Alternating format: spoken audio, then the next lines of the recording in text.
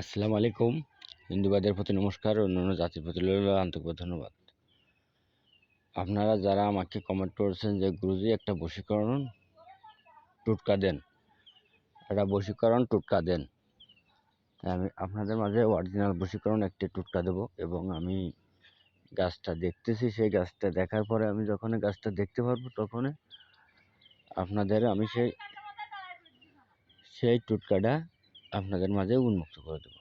তবে দেখেন, আমি একটা রাস্তার পাশ দিয়ে হাঁটতেছি, কিন্তু গাছটা এখনো পাইনি।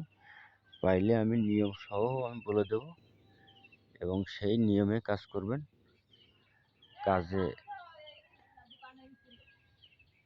কাজে 100তে 100 ফল পাবেন, তাতে কোনো সন্দেহ নাই।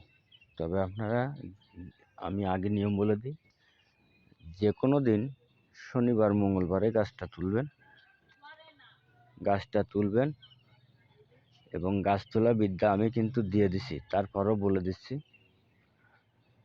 জাগো বৃক্ষ জাগো, যে কাজে লাগাবো বৃক্ষ তুমি সেই কাজে লাগো, দোহাই তোমার ধর্মের, দোহাই তোমার ধর্মের, দোহাই তোমার ধর্মের। এইভাবে আপনারা 3 বার বলে একটি টোকা দেবেন, দিয়ে গাছটা উঠায় নেবেন।